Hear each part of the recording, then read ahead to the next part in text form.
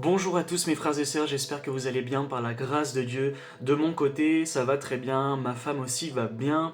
Actuellement, elle est occupée, donc on ne pourra pas faire la vidéo à deux. Mais en tout cas, je crois que le Seigneur va vous bénir. Elle sera là avec moi pour les prochaines vidéos du ministère Génération Radicale. Voilà. Et en tout cas, pour cette vidéo, c'est vraiment la première vidéo officielle de la chaîne YouTube. Je l'ai annoncée la semaine dernière et aujourd'hui, elle est là. Comment lire la parole de Dieu? Et je prie vraiment que le Seigneur, durant cette vidéo, puisse vous bénir, puisse enrichir votre connaissance, puisse vous aider dans la lecture de la parole de Dieu, tout simplement, que vous puissiez avancer de gloire en gloire avec lui et aller toujours plus profondément avec le Seigneur, tout simplement. Donc, cette vidéo sera en deux grandes parties, on va dire, hein, deux grandes parties. Comment lire la Bible et comment étudier la Bible. Donc il y a lire la Bible. C'est quoi lire la Bible? C'est lire la Bible, c'est lire les versets, les chapitres. Je lis un texte tout simplement, sans trop m'y attarder, mais je lis. Je lis ce qui se passe, ce que les personnages font, ce qu'ils disent, etc. Je lis de manière normale. Euh, Méditer la Bible, lorsqu'on voit dans Josué, quand il dit médite la loi jour et nuit, c'est là que tu auras du succès dans tes entreprises, tout ça.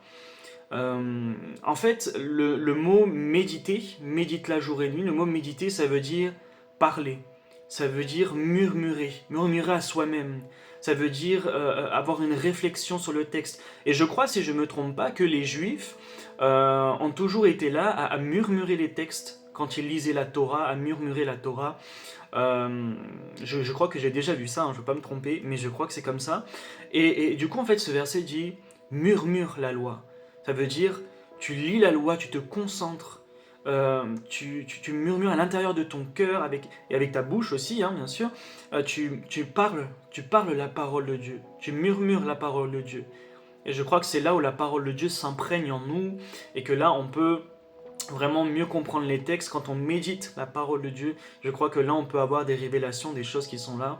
Et, euh, et voilà, donc c'est très important aussi de lire la parole et aussi, par exemple, de prendre un chapitre, de le lire une première fois, et après de le relire encore en se concentrant davantage et comment dire, en parlant la parole de Dieu, en murmurant. Moi, souvent, j'ai été comme ça, où je lisais la Bible, et je me mettais, j'avais cette envie de parler, de lire à voix haute, tout simplement. Et je crois que c'est très important. Donc, il y a la lecture, la méditation, et il y a l'étude de la parole de Dieu. L'étude de la parole de Dieu, c'est vraiment pour aller en profondeur. C'est pour... euh, L'étude de la parole de Dieu, c'est vraiment pour décortiquer, comme on dit, bon, avec les mots, l'écriture et aller en profondeur et acquérir une certaine connaissance des écritures. C'est vraiment... comment dire, bah, pour aller en profondeur, tout simplement. Hein. Voilà, j'ai pas d'autres mots pour aller en profondeur. Et donc il y a l'étude des écritures, et puis il y a aussi l'étude au niveau, je pense que ça va avec au final, il y a l'étude au niveau du grec et de l'hébreu. C'est-à-dire que je ne vais pas aller apprendre le grec, l'hébreu, et je ne vous dis pas qu'il faut aller apprendre les langues, mais lorsque j'étudie la parole de Dieu, j'étudie des versets, j'essaie de les comprendre dans leur sens originel. Je sais que le texte original est grec, araméen, hébreu, et du coup, la passerelle entre ces langues originelles jusqu'à la langue d'aujourd'hui en français, il y a des erreurs de traduction, il y a certains moments où le sens a été mal compris par les traducteurs, etc. Du coup, je vais étudier et je vais aller chercher. Je vais aller chercher des informations pour mieux comprendre le texte, le situer dans son contexte, mieux le comprendre dans sa langue, tout simplement, avoir une traduction encore plus proche du texte original, tout simplement. Donc là, je vais étudier, je vais prendre le temps de mettre des ressources en commun qui vont être là pour pouvoir m'aider à comprendre de manière plus parfaite, en tout cas, le texte que je lis, tout simplement. Donc, c'est pour ça que je dis que chaque chrétien devrait s'intéresser au grec, à l'araméen, à l'hébreu, en allant voir, par exemple, et je vais en parler après, les Strong. Les Strong sur Internet permettent de voir le texte biblique, et il y a un mot, on peut cliquer dessus, et on voit le mot dans son origine. Vous voyez un peu? Donc, c'est très important, et chaque chrétien devrait y aspirer. J'espère qu'on m'entend bien actuellement. Donc, je vais commencer par comment lire la Bible. Donc c'est quelques clés que je vais donner, mais bien sûr, il y aurait tellement de choses à dire que dans une vidéo, ça sera compliqué. Donc comment lire la Bible, mes frères et sœurs? Premièrement, je vous recommande d'acheter une Bible papier. La Bible sur téléphone, c'est très bien, mais c'est complémentaire. Acheter une Bible papier, c'est très important. Je ne sais pas pourquoi, mais depuis que je connais le Seigneur, j'ai toujours ressenti quelque chose de différent avec le papier et avec le smartphone. Ça n'a rien à voir. Quelque chose de numérique, c'est vrai que c'est pas le matériel en soi, c'est pas le papier, c'est pas l'encre. C'est quand on lit, on a la compréhension de ce qu'il y a écrit dedans et puis ça s'imprègne en nous et ça nous donne de la connaissance. Mais le fait d'avoir du papier, le fait d'avoir quelque chose de physique au lieu de quelque chose de numérique, de dématérialisé, bah, c'est complètement différent. Vous voyez un peu? C'est complètement différent.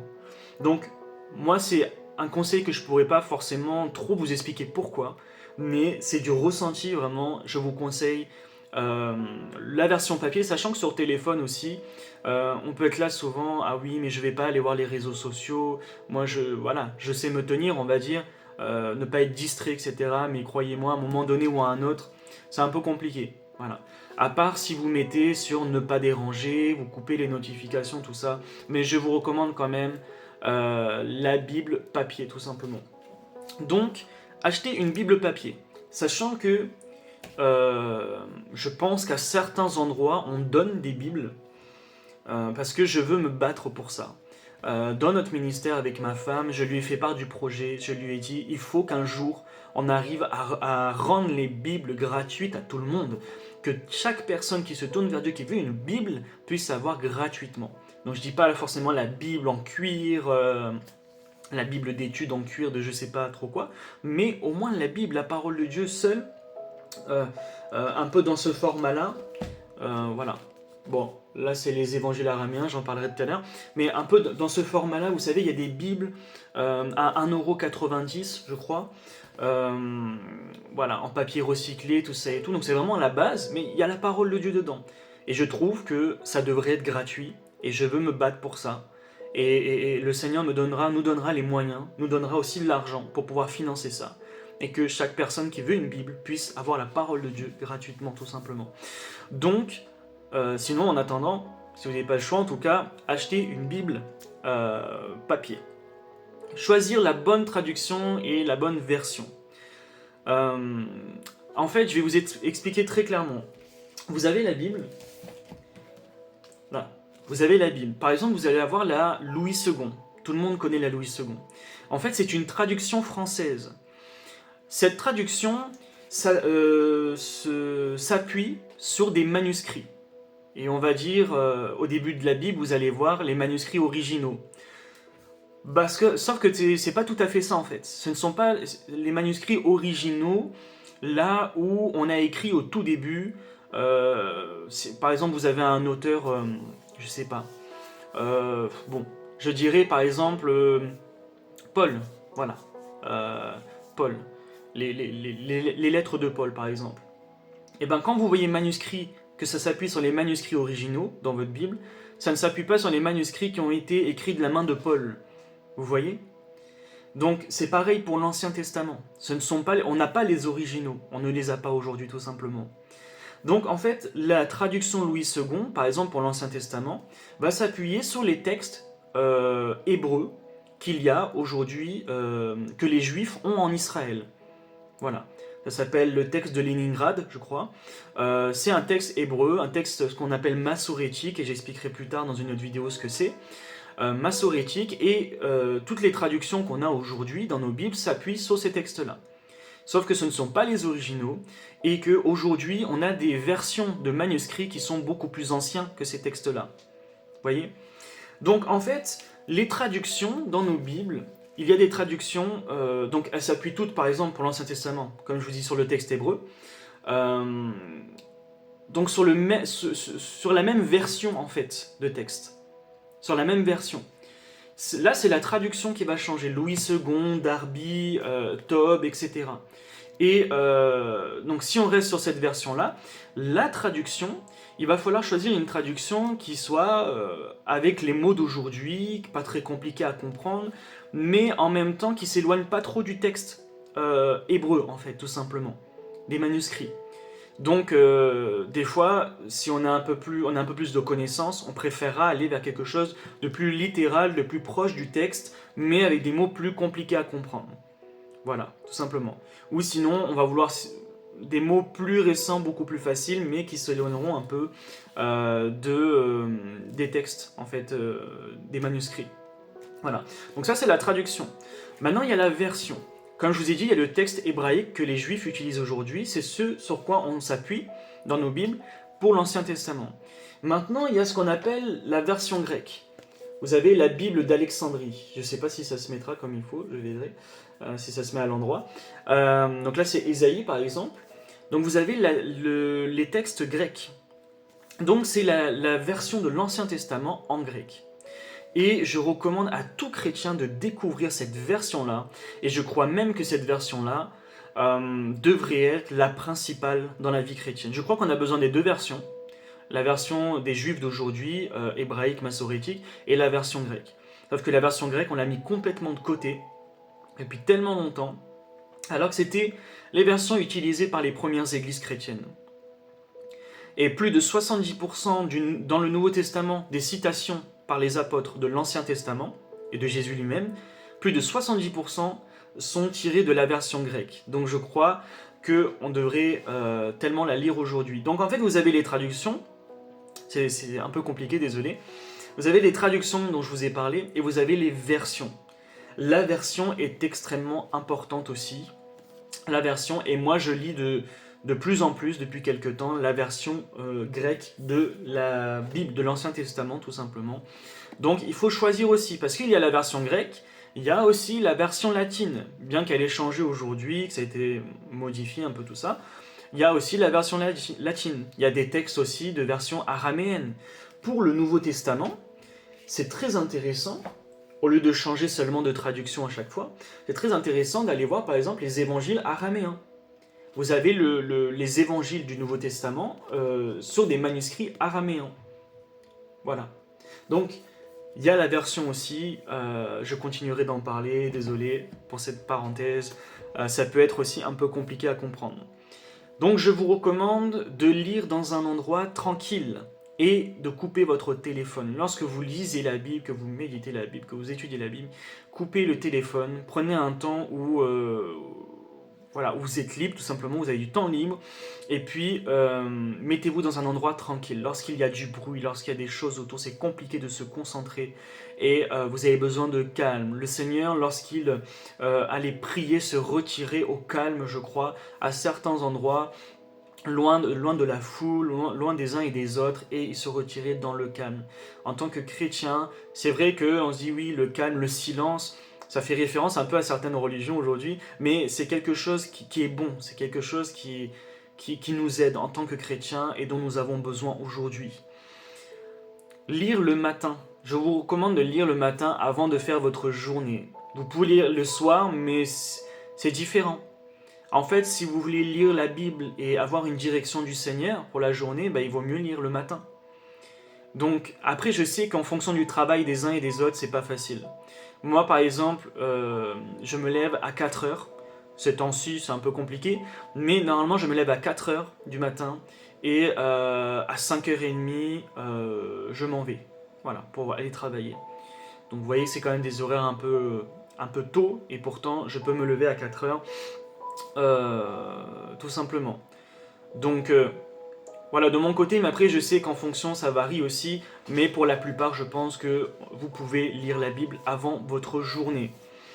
Il faut prier avant de lire la Bible, pour que le Seigneur vous donne la bonne compréhension tout simplement des textes, la bonne interprétation, parce qu'aujourd'hui on peut si facilement mal comprendre la Bible et aller enseigner les autres pour qu'ils comprennent mal la Bible aussi. Donc faites très attention, demandez au Seigneur, Seigneur, vraiment, je m'apprête à lire ta parole. Je veux m'approcher de ta parole, non pas comme un simple livre, mais comme un livre sacré où il y a tes paroles qui ont été inscrites dedans. Je veux, Seigneur, vraiment la comprendre son interprétation, comprendre ta parole telle que tu as voulu me la dire, et ne pas te faire dire n'importe quoi, ne pas faire dire aux apôtres n'importe quoi, mais comprendre réellement ce que tu veux me dire. Et Vraiment priez pour que le Saint-Esprit vous révèle sa parole, pour qu'il parle à vos cœurs tout simplement, et qu'il puisse vous toucher et que vous puissiez avancer avec lui. Vous pouvez prendre des notes, vous pouvez écrire aussi des choses, des pensées que vous recevez du Seigneur alors que vous lisez. Vous pouvez prendre des notes de ce que le Seigneur vous dit en lisant sa parole. Et puis, quand vous lisez, quand vous faites votre lecture, soyez dans une optique d'appliquer la parole de Dieu, d'obéir à la parole de Dieu. Soyez dans l'optique d'obéir à la parole de Dieu. La parole de Dieu n'est pas seulement là pour qu'on la lise, pour que ce soit quelque chose d'intellectuel, mais il faut que ça descende dans nos cœurs et qu'on accepte d'obéir à la parole de Dieu, obéir à la voix du Maître, obéir à celui qui nous a sauvés, à celui qui est notre Seigneur. Nous devons lui obéir. Jésus ne doit pas seulement être notre Sauveur, mais il doit être notre Seigneur. Et un Seigneur, on lui obéit tout simplement. Donc, dans notre vie chrétienne, on n'a pas besoin d'entendre une voix du ciel qui descend comme ça pour obéir au Seigneur. Il nous a donné déjà toutes les instructions nécessaires dans sa parole. Et plus on va méditer la parole, plus on va y obéir, plus on va servir le Seigneur, et plus le Saint-Esprit aussi au quotidien va nous donner des directions par-ci, par-là. Donc, ça doit être le centre de toute chose, la lecture, la méditation de la parole de Dieu. Donc nous devons être des disciples et pratiquer, obéir à la voix du Maître. Et pour finir, vous allez prier aussi, lorsque vous avez fini de lire la parole de Dieu, vous allez prier pour que le Saint-Esprit, c'est un conseil, pour que le Saint-Esprit puisse vous rappeler les paroles tout au long de la journée, les temps qui viennent, plus tard même, la semaine, que le Saint-Esprit puisse vous rappeler ces paroles, que demander au Saint-Esprit de pouvoir accomplir ces paroles, de pouvoir vivre ces paroles. Par nous-mêmes, on ne peut pas grand-chose, mais avec le Saint-Esprit, on peut tout. Avec le Seigneur, on peut toutes choses. Donc demandez au Seigneur la grâce pour arriver à vivre ce que vous lisez dans la parole de Dieu. Et que le Saint-Esprit puisse rappeler ces paroles. Moi, je prie pour que le Saint-Esprit puisse imprégner ces paroles dans mon cœur. Et que mon cœur ne puisse pas lâcher ces paroles, qu'elles soient là, qu'elles repassent et qu'elles repassent dans mon cœur. Et souvent, tellement de fois, je lisais la Bible. Tellement de fois, je vais prendre un exemple. Tellement de fois, j'ai été sur mon lieu de travail. Et tout d'un coup, il y a des paroles qui me venaient dans mon cœur. C'est comme je lisais la Bible, alors que j'avais pas de Bible en face de moi. Mais parce que c'est des versets que j'avais lus auparavant et que le Saint-Esprit avait imprégné dans mon cœur, je le crois, alors que je travaillais. Des paroles me revenaient, des versets me revenaient, et là, bam, des révélations qui venaient. Je dis, waouh, Seigneur, c'est magnifique. J'ai même pas la Bible en face de moi et tu me rappelles. Donc il faut que les paroles s'imprègnent en nous, et à force de lire, à force de méditer tout ça, on va aussi retenir aussi. C'est important, les paroles de Dieu. Donc, comment étudier la parole de Dieu? Je vous ai dit, ça va pas être trop long, parce qu'il y a tellement de choses à dire. Comment étudier la parole de Dieu? Je recommande d'acheter une Bible d'études. Alors la Bible d'études, c'est différent de la Bible normale, donc c'est pour ça que je dis je recommande d'acheter. Voilà. Autant je crois que la parole de Dieu devrait être gratuite pour tout le monde, autant les Bibles d'études avec des notes archéologiques, des notes dans la langue, etc. Il y a tout un travail qui est fait derrière, qui n'est pas la parole de Dieu, on va dire, et justement qui est un travail humain qui est là pour aider les gens à étudier la parole. Bon, voilà, le fait qu'on achète une Bible d'études, c'est encore autre chose. Donc, acheter une Bible d'études, mais il faut faire très attention, comme je l'ai noté, aux commentaires. Moi, les Bibles d'études que j'ai, la Bible... Voilà, excusez-moi, ça a coupé, mes frères et sœurs, j'ai eu un petit problème de caméra. Donc, la Bible d'études que j'ai actuellement, c'est la version Tob. Ok. En fait, moi, ce que je lis surtout, en fait, dans cette Bible-là, dans cette Bible d'études, c'est les commentaires qui ne sont pas des commentaires tellement, en fait, spirituels, on va dire, peut-être doctrinal ou quoi, mais c'est des commentaires concernant les différents, comment dire ça, les différents manuscrits, versions de la Bible. Ça donne des commentaires avec différents manuscrits. Par exemple, il va y avoir le psaume 23, voilà. Et puis en commentaire, il va y avoir marqué que dans la version grecque, il est ajouté tel mot. ou tel mot est différent. Dans la version latine, tel mot est différent. C'est extrêmement intéressant. Et puis, dans les bibles d'études, vous pouvez avoir des notes archéologiques aussi, qui vous permettent de mieux comprendre les Écritures, le contexte, etc. Et puis, vous avez aussi des bibles d'études avec des commentaires, on va dire, spirituels. Des pasteurs qui ont écrit des commentaires, etc. Faites très attention. Ne les prenez pas comme parole de Dieu. Et faites très attention parce que j'en ai déjà eu entre mes mains et il y avait des choses qui n'étaient pas, selon moi, bibliques, tout simplement. Donc, ça peut être bien, mais faites attention, ayez toujours du discernement. Et lisez premièrement la parole qu'il y a dedans. Moi, les bibles d'études, je recommande surtout des bibles d'études qui permettent d'avoir une plus grande vision sur les manuscrits, de ne pas se cantonner seulement aux manuscrits hébreux par exemple, mais d'avoir plusieurs, comment dire, qu'il y ait plusieurs exemples, en fait plusieurs citations dans les commentaires, justement, je sais pas comment dire ça, d'autres manuscrits, ce qui permet de mieux comprendre, de se rapprocher le plus du texte original quand il a été écrit. Donc, achetez une bible d'études, utilisez les Strong. Lorsque vous allez sur internet, vous tapez par exemple EMCI, c'est pas pour leur faire de la pub, pas du tout. Vous tapez EMCI, Strong, et là vous pouvez, ou même taper votre verset, vous tapez Strong, et là vous avez l'Éternel est mon berger, vous tapez sur l'Éternel, et puis là vous voyez, il y a un numéro, tout ça, et ça vous permet de voir le mot dans son origine. Vous voyez, pour regarder ce qu'il y a de plus proche du texte en fait. Et là, si vous appuyez sur l'Éternel, vous verrez qu'en fait c'est YHWH, le tétragramme, et qu'en fait l'Éternel, ça a juste été mis comme ça, mais que c'est pas une traduction du mot. Voilà, bon. Donc, bien que YHWH, on dit que la racine justement du nom de Dieu, c'est être. C'est au passé, au présent et au futur. Donc c'est éternel. Bon, mais c'est pas vraiment une traduction qui a été mise. Donc voilà, vous pouvez voir tout ça pour dire que vous pouvez voir dans le Strong les mots dans leur origine et mieux comprendre le texte tout simplement. Donc il y a les Strong, vous pouvez vous aider de ça. Par exemple, c'est un exemple, hein, l'écharpe de l'apôtre Paul.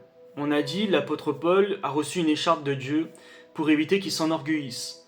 Et en fait, lorsque vous regardez dans le texte grec, vous regardez dans le Strong, vous verrez qu'il y a un petit mot qui, je crois qu'on dit que c'est à la voix passive, qui fait qu'en fait Paul dans ce texte-là ne dit pas pour éviter que je ne m'enorgueillisse, donc je m'élève moi-même, mais pour une écharpe m'a été mise dans la chair pour éviter que l'on m'élève, que je sois élevé. Donc il est victime en fait, entre guillemets, de l'élévation. Et ce n'est pas lui qui s'élève lui-même, il est victime de l'élévation. Donc pour éviter son élévation, une écharpe m'a été mise dans la chair, c'était la persécution, Dieu le permettait justement, parce qu'il a toujours permis la persécution, enfin il a même promis la persécution pour les chrétiens. Donc c'est pour ça qu'il a dit ma grâce te suffit, alors qu'il a demandé plusieurs fois, c'était la persécution. Et en fait voilà, regarder dans le Strong permet de voir que non là, en fait il subissait l'action, donc en fait il ne s'élevait pas dans l'orgueil, mais il était élevé tout simplement, à cause des révélations qu'il avait. Vous voyez ? Donc c'est très important, le Strong aussi. Donc utilisez 2 à 3 traductions du texte hébreu, peut-être 2 traductions du texte hébreu, donc c'est-à-dire deux Bibles qu'on a habituellement. Voilà, 2 Bibles, 2 traductions différentes. Peut-être une avec des mots plus faciles, et des mots d'aujourd'hui, et une un peu plus ancienne, avec des mots un peu plus compliqués, mais plus littérales. Donc utilisez 2 traductions pour étudier la Bible. Et puis pour étudier la Bible, comme je l'ai dit, allez voir la Septante, la version grecque de la Bible. Pour l'étude, c'est encore autre chose, c'est extraordinaire. Et puis pour le Nouveau Testament, vous avez le Nouveau Testament habituel dans vos Bibles. Voilà. Et vous avez aussi, peut-être que je mettrai des liens dans la description, vous avez aussi le Nouveau Testament, par exemple, de la Vulgate. Vous avez, bon, je ne vais pas rentrer dans les détails, je vais mettre des liens. Vous avez le Nouveau Testament traduit par le Maistre de Sacy, et c'est traduit sur la version latine de la Bible. Donc vous avez encore un aperçu différent du Nouveau Testament, et c'est très très très enrichissant, et je vous conseille de lire ça, ou de lire aussi la version araméenne des évangiles.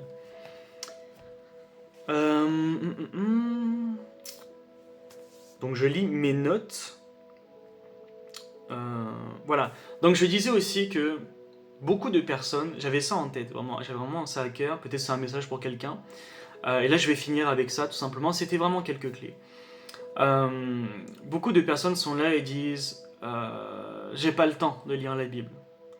Et c'est ce que je disais pendant longtemps. Et au final, le Seigneur m'a ouvert les yeux, m'a dit, mais en fait, il faut que tu sois vrai, comment dire, faut pas que tu te mentes à toi-même en fait. Tu as le temps, tu peux toujours caler du temps pour lire la Bible. Et quand on le veut, on peut. Alors il y a certains cas où c'est vraiment très très compliqué, mais la plupart du temps, quand on dit non, en fait, j'ai pas le temps, tout ça, et ben le Seigneur m'a dit, mais au lieu de regarder la télé, bah, va lire la Bible. Au lieu de regarder un peu YouTube et tout, va lire la Bible.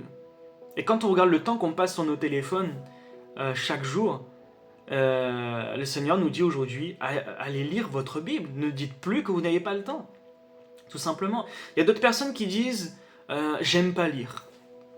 J'aime pas lire. Personnellement, si je devais m'arrêter à ça, je lirais pas la Bible. Non.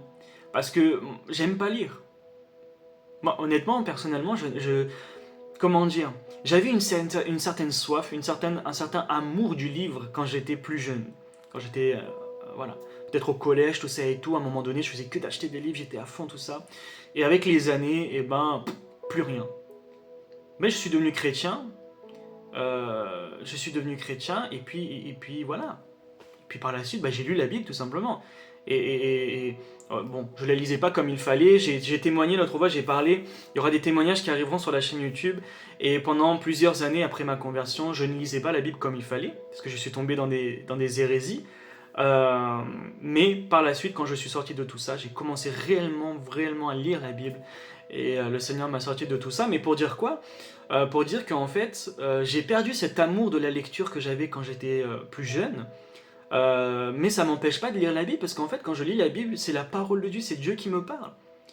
Donc vous dites, non, j'aime pas lire la Bible.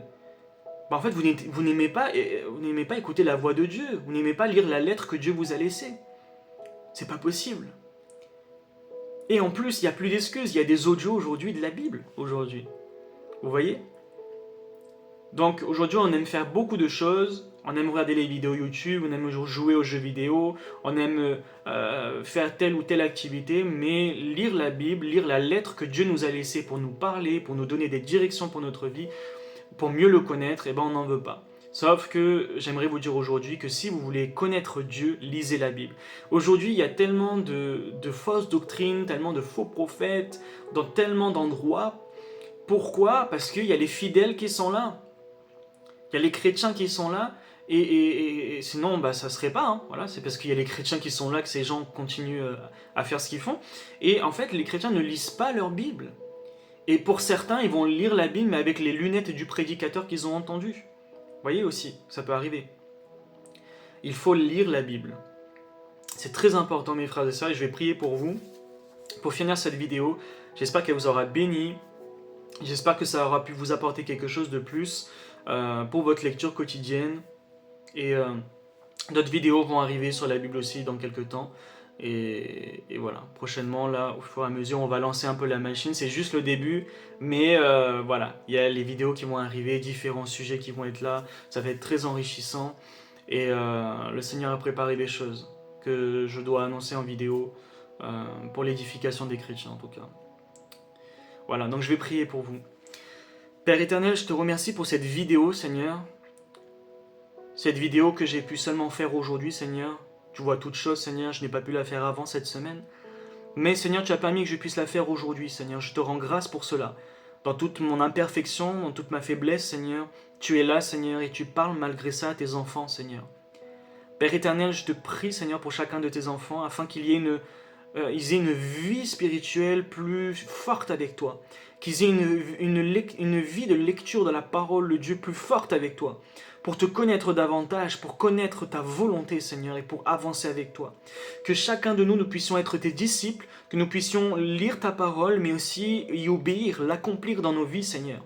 Père éternel, je te prie au nom de Jésus, que chaque frère et sœur qui ont écouté la vidéo soit béni, soit abondamment béni davantage, Seigneur, et que, Seigneur, tu puisses faire quelque chose d'extraordinaire. Quand ils vont lire la parole de Dieu, que tu puisses les amener à un autre niveau.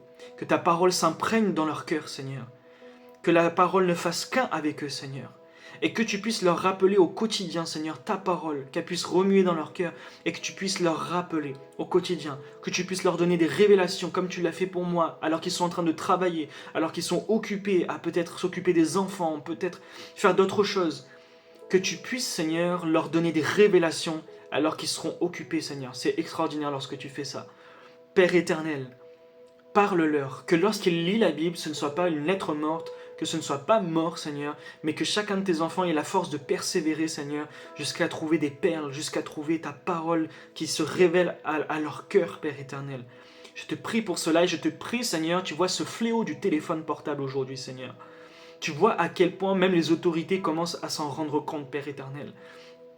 Père éternel, tu m'as montré, Seigneur, à quel point c'est nocif aujourd'hui, Seigneur, d'être dans l'abus, Seigneur. Je te prie, Seigneur, pour chaque chrétien et chrétienne qui voudrait, Seigneur, passer moins de temps sur son téléphone pour passer plus de temps avec toi. Je te prie, Seigneur, afin, Seigneur, que tu les aides, que tu les soutiennes, que tu leur apportes des solutions pour les aider au quotidien, afin, Seigneur, qu'ils puissent se détacher, Seigneur, du téléphone, à part ce pourquoi ils en ont besoin, Seigneur, mais qu'ils puissent passer plus de temps avec toi dans la lecture de la parole de Dieu. Seigneur, tu vois la chair qui ne veut pas, Seigneur. Tu vois la chair qui est là, qui a des désirs contraires à ceux de l'esprit, Seigneur. Que la chair se taise, Seigneur. La chair a été crucifiée. Elle n'a pas son mot à dire, Père éternel. Alors, Seigneur, fortifie mes frères et sœurs, aide-les, soutiens-les, Seigneur, et qu'ils puissent avancer avec toi dans la méditation de ta parole, Seigneur, et que, Seigneur, tes enfants puissent aller prêcher l'évangile dehors, puissent être remplis de la parole de Dieu et remplis d'Esprit Saint, Seigneur, pour prêcher, annoncer l'évangile au quotidien, Seigneur, partout où ils seront, Père. Au nom de Jésus, que leur vie soit transformée encore aujourd'hui, Père, au nom de Jésus. Prends soin d'eux, Seigneur. Prends soin de tes brebis, Seigneur. Au nom de Jésus. Amen. Soyez abondamment bénis et on se voit pour la prochaine vidéo.